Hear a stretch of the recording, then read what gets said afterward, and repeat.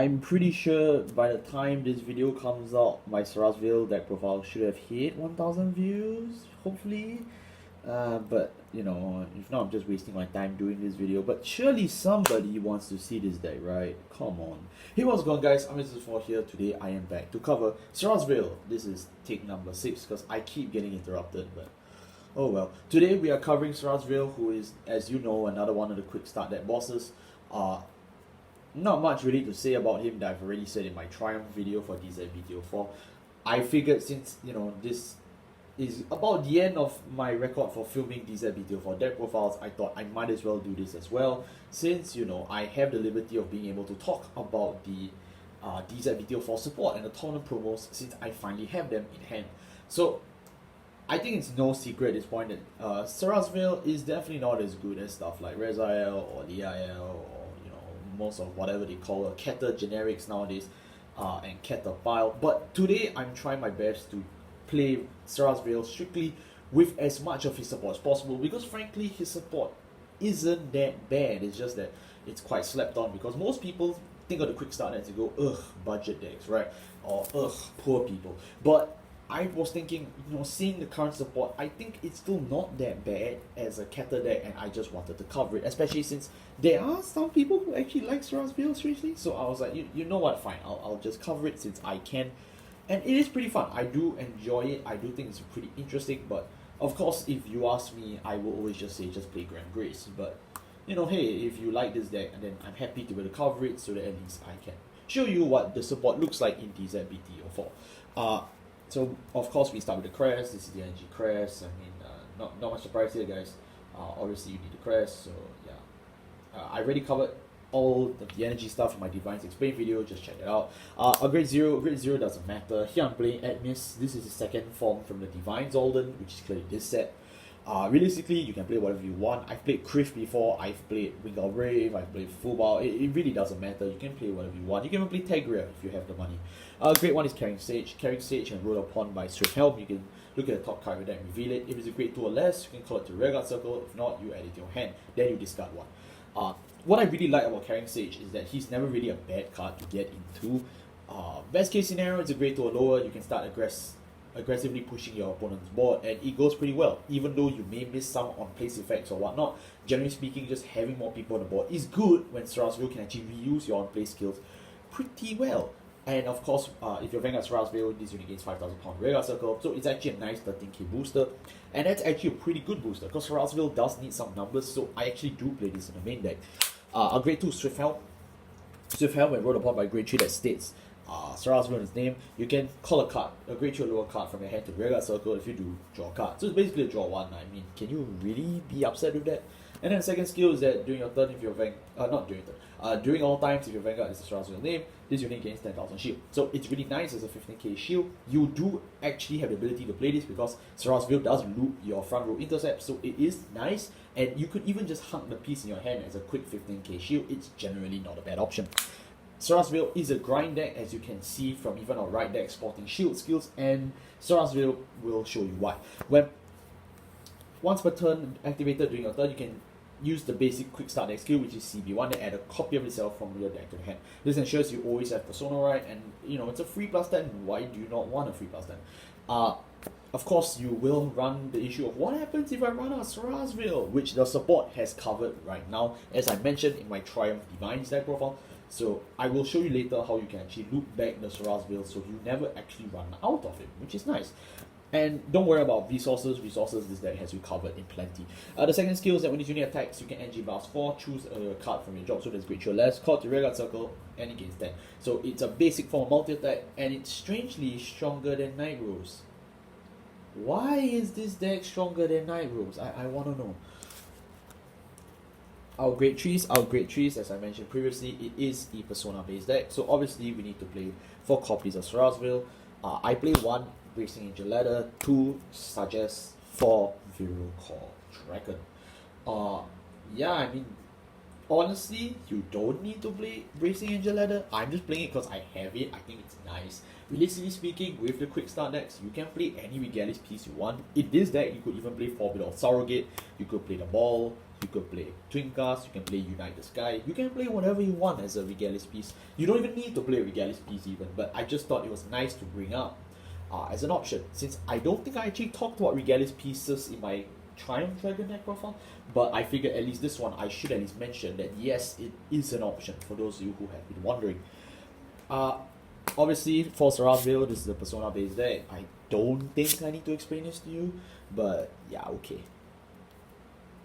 And then we have two Sages. Sages is somebody I have deep respect for. This guy carried me so much for my best WGP run I had in Keter Sanctuary, so honestly, thank you, Sages. Sages is not a must play in this deck, but as a pretty solid generic, and it was reprinted in Festival Booster 2024, I would say, why don't you pick up some copies of Sages? It's really nice. He's a free 23k body or shield, or 10k shield if your opponent checks the trigger, which is very often because your opponents always win.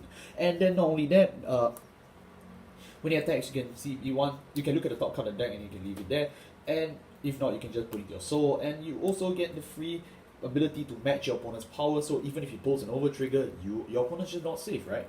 And then he can also remove an over trigger to choose from the other units and he gains 15. Sages is very easy as a low investment attacker with a lot of power and even backup shield to boot. The only issue why we don't play for Sages is because he's kind of a brick, in the sense that, you know, if you have too many Sages, what are you really gaining? But it's nice to have him in circulation, especially since I mentioned before, Sarevsael can toolbox the drop zone even better than Night Rose. So I don't think it's an actual problem to just play two Sages, because eventually you will run into him, and having him at least one on the board during one of the attacks is pretty helpful. Again though, if you can't afford Sages, I don't think it matters. And then last but not least, we have for Viral Core. Viral Core, as I mentioned in my Triumph Dragon deck profile, is the grade 3 side boss double rare that all the quick start deck bosses have in DZBT04. He's drawn by the great Daisuke Izuka, so of course he has killer art, but his skill's really not bad too. When placed on the rearguard circle from hand, other than during the battle phase, if your Vanguard is a grade 2 greater Sarevsael, CB1, look at the top 5 cards in your deck, choose up to one grade 2 or lesser unit card from among them, call it to the rearguard and shuffle the deck. So basically, this is just Twin Impulsive Dragon again. Why do they keep doing this? But it is pretty good though. They have to state from hand and not during the battle phase, so Sarevsael doesn't, you know, power crit Rezyre instantly. But it's still pretty nice as a free way to build board relatively easily. Just call it CB1, call one. It's like, wow, that's a full 3 attack right there. You just played one card, and it builds the board back, especially against control matchups, which is nice. The second skill is that when this unit attacks, Soul Blast 1, and it gains 5,000 power to the end of the battle. If you Soul Blast a grade 3 or greater card with Sarevsael in its name, you can either counter charge 1 or energy charge 3. With that though, you basically cover 99.9% of all of your costs that this deck has. I've seen some people even play Drilling Angel just to move Sarevsael to the soul to Soul Blast it out, just to get additional counter charge or energy charge. I think that's not a bad option, but I don't think we need to resort to that nowadays. But it's definitely something you can keep in mind, because Viral Core is just that strong of a support unit. You would want to see Viral Core at all times. Even if you don't use his on plays from hand effect, you could just keep him in the drop zone and just use it as a free way to recycle your resources. But again, if you do have him in hand, which you should, yeah, it's a pretty effective way to beat and build the board. Moving on to our grade 2s. Our grade 2s, we play we play one copy of Swifthelm in the right deck, but we also play some copies in the main deck, as I mentioned. That Sarevsael is a pretty tanky deck, so we just play 2 more. I think that's fine. We play 4 of its new support, and we also play for Kyber. Swifthelm I've already covered, so I won't be covering that much. It's just a 15k shield. It's nice to have to stall the game a bit longer. Kyber you already know as the king, the GOAT of grade 2 gaming. And he's not expensive as a generic. I'm not resorting to catapults, you can see here, so frankly, neither should you. When placed on the rearguard circle, Calm Blast 1, Soul Blast 1, look at the top 3 cards of your deck, choose a grade 2 lower card from among them and call it to rearguard circle. Or if not, you can just add one of them to hand. Yeah, I mean, it's just a CB1, Soul Blast 1 plus 1. And you can do this anytime. It's just when placed on the rearguard circle. So you could even just use this during Sarevsael's attack to spawn another attacker. 5 attacks instantly is pretty good. Kyber is the only generic I would say that you actually need to buy Sarevsael, because he covers a large part of Sarevsael's game plan that you generally don't have, which is grade 2 gaming. So yeah, I would definitely recommend it. I am quite impressed by Kyber. I think he's doing pretty well, and any card drawn by Beside generally is nice to own. Last but not least, I must talk about Sarevsael's specific support, because his specific support is actually not bad. This one I have in front of me is Sorrowful Knight Grandash from DZBT04 Destined Clash. When placed on the Vanguard circle, if you have a Grade 2 or greater Sarevsael Vanguard, you can look at the top card of your deck, put it on top of the deck or into the soul. If you put it into the soul, this unit gains 5. Now, you may have been wondering why I put Nilberis in the thumbnail, because this guy is basically a 20 yen version of Nilberis for Sarevsael. Like, you literally now have the ability to check the top cards of your deck, put it back, or you can just soul charge it. You can do this mid-battle phase, you can do this at the start of the main phase, you can do this whenever the hell you want. And it's a completely free skill. It's really good to have a skill like this on loop. And Sarevsael does loop because it can call from the drop zone. Like, Night Rose, why don't you have this synergy? It's really good, honestly. I'm really glad that I'm really glad they printed this. I think out of all the quick start deck common supports that he got in DZBT04, Sarevsael definitely wins the competition hands down. There's no way you print this kind of effect and get away with it. It's just that good.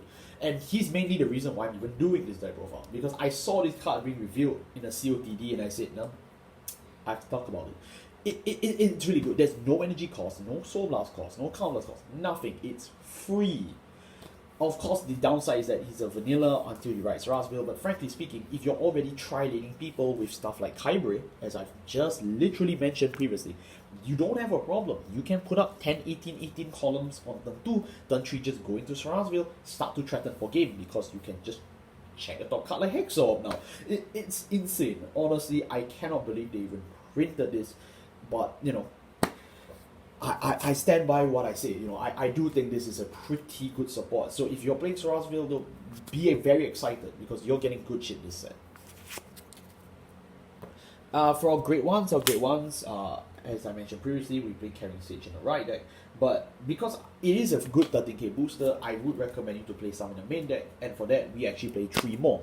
I cannot remember the last time I played 4 off of a right deck card, but hey, it's been a while. 4 Perfect Guard is pretty nice. And then we play 3 copies of his Promo Angel, who is a tournament promo. And then we play 4 copies of the Viral Core Searcher from DZBT04. Now, I've already covered Carrying Sage, so I won't need to talk about it again. So, bye-bye. Neither will I need to talk about Perfect Guards. I believe all of us know what a Perfect Guard is. Bye-bye. Let's talk about this one first. This is Lightbow Archer Mumia. This is also from DZBT04. This is basically a clone of the quick start deck searchers, where they basically get the ability to search for their double rare boss from DZBT01. When placed on the Vanguard circle, if you have a Grade 2 or greater card Sarevsael in its card name in your drop zone, you may target it. If you do, you may put it to the bottom of your deck. And if you do target it, you can then look at the top 5 cards of your deck, add a card with 0 core in its name from among them. And if you do, this unit gain 2000 power. If you add a card to your hand, you have to discard a card. So this is your fastest way to cycle to get Viral Core into circulation at very low cost. Not only that though, it is a very good way to recycle your Sarevsaels by putting them back to the bottom of your deck, and then you can use the skill to search it out again. You can see how this card enables a lot of the synergies that this deck takes for granted. Not only that though, even if you discard a card from your hand, it's not a concern for us. Like, absolutely not. You know why? Because we can toolbox the drop zone. Like, I'm surprised that they would print this, because Sarevsael benefits so much from all this toolboxing, and it's really good. This is, you can discard it this early if you get extra copies of the early game, call this, tuck it back, and then just immediately search it out on turn 3. Like, that basically means you suffered 0 deck bloat and you did not have to deal with a Garnet in hand. You actually managed to trade it out for something meaningful, which I don't know, man. I'm just really impressed by the level of the quick start, that thinking and support. Like, some of them really, you go, wow, how did they print this? How did they get away with this? Talking about stuff they got away with is our tournament promo. Yes, Sarevsael did get a tournament promo. So this is our Scissors Angel. This is a tournament promo, as I've literally been saying on loop. So yeah. Any other when it has the same skill that all the other tournament promos or the quick starter has. When you're grade 3 or greater Vanguard with Sarevsael's place, if this unit is in a drop zone and you don't have a card the same name on the board, you can Soul Blast 1 and call this from drop to the rearguard circle, and then you energy charge 1. The energy charge 1 is important because it ensures that with the 3 energy you get every turn, and the 1 energy you get from the promo, you basically turn the EV4 skill into a free of cost skill, rather than always playing the EV4 skill and you're always at an energy charge detriment, because over time you won't be able to use this skill. Now, Sarevsael never had this problem because Viral Core always gave you energy charge 3. But now that you have a second route to gain energy, I mean, it's just all the damn better. It's all the better. It helps in any way possible. And then the second skill is that at the end of the battle that this unit boosts a Viral Core Dragon, you can move this unit to the soul to bounce Viral Core back to hand. By bouncing Viral Core back to hand, you effectively ensure that next turn you can build the board with just one counter blast. I cannot stress this synergy. Like, holy crap, did they actually test these cards? Like, I don't know. Like, is Sarevsael actually the best quick start deck? I have no clue. I still think it's Cristiano's though. But it's insane how a deck that started off as a whole pack of vanillas that people shamed and pissed and booed on can play support that synergizes this well. Not even Sarevsael has support that synergizes this well. Sarevsael is playing a whole bunch of generics that he stole from different sets. This is his own native support for Sarevsael. I am blown away. I really am blown away. Good job, Mr. Konami. Good job, Bushido. You have thoroughly surprised me. I'm really surprised, honestly, that you could even print this level of synergy and it works. So yeah, it's nice. Very nice deck. If you have 4 of him, I would recommend picking up 4, but I think 3 is enough. So yeah, but if you have 4, I would recommend it for sure. And last but not least, our grade zeros. Our grade zeros, we play our 1 copy on Adamis. I mean, I did tell you just now, this is our grade 0. But again, you can play any grade 0 you want. The grade 0 really doesn't matter in this deck. We play 1 Amatinoa. We play 3 Fake Fronts because this is a deck that can always tri-lane your opponents. Realistically speaking, you always, and I mean always, want to be able to pull out the front and it can really break over your opponent on turn 2, turn 3, turn 4, and so on and so forth. It's really good. 4 heals, we want to stay alive. And then we have a whole bunch of crits, of course, yeah.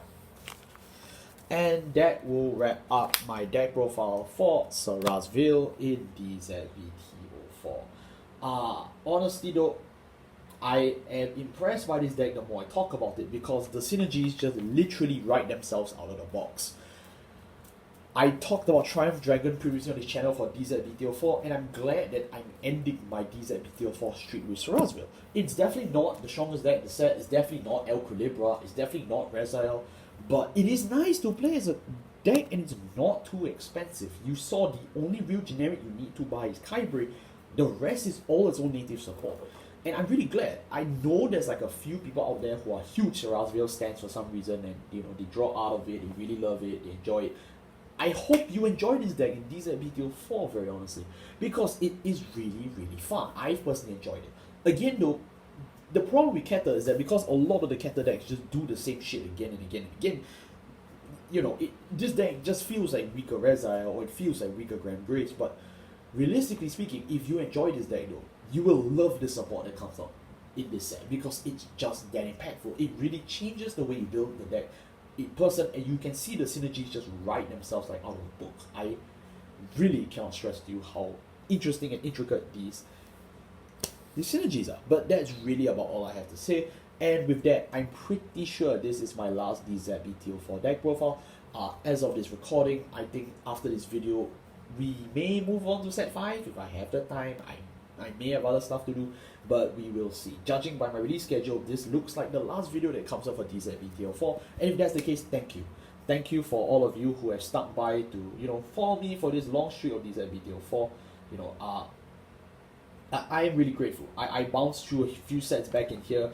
Judging by my release calendar, I'm pretty sure by now Night Rose is something I would have covered. Harry, maybe. I also am pretty confident that I've covered at least some of the deck from the previous set that I didn't cover. I think it's Ezel. But yeah, I'm really glad and I thank you all for sticking by me to do this. Honestly though, burnout is very real, and it's not only just burnout. I have a lot of other stuff on my plate personally, and it makes it very hard to be able to keep doing deck profiles over and over again because it not only needs to be tested, I need to see results online, I need to talk to people and see their opinions, and then form my own decks and then buy the damn cards. And they're all not easy feats to do.